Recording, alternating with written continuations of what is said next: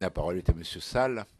Oui, Monsieur le Président, je voudrais aller dans la même direction que notre collègue qui vient d'exprimer ce que j'aurais pu dire, puisque vous remarquerez qu'il n'y a pas d'amendement de l'UDI dans cette séance d'aujourd'hui pour des raisons de délai. Effectivement, nous nous sommes retrouvés coincés.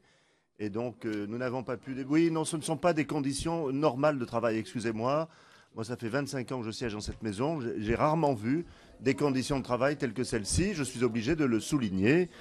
Et je voudrais aussi dire à cette occasion que j'avais déposé un amendement lors de l'examen en commission la dernière fois, qui avait été adopté à l'unanimité pour mettre des drapeaux sur toutes les écoles.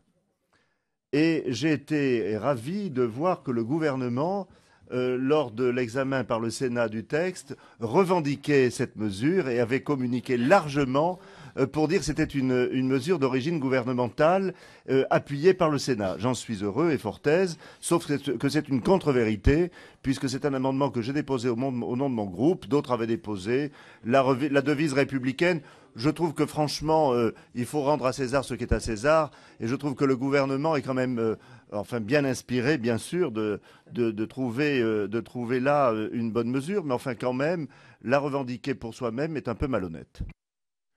Écoutez, je vais essayer de positiver, de dire qu'il y a une autre interprétation qui est de bon augure pour vous, Rudy Salle, puisqu'il y aura à un moment déterminé un remaniement. C'est peut-être par anticipation que le gouvernement s'est attribué votre amendement.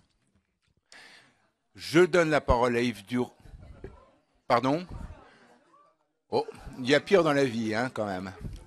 Bon. Je vous propose de donner la parole à notre excellent rapporteur, Yves Durand, qui s'est retrouvé dans les mêmes conditions que chacune et chacun d'entre nous, dans le cadre effectivement très serré, je ne vais pas en disconvenir, d'un calendrier dont notre modeste commission, comme vous le savez, n'a pas la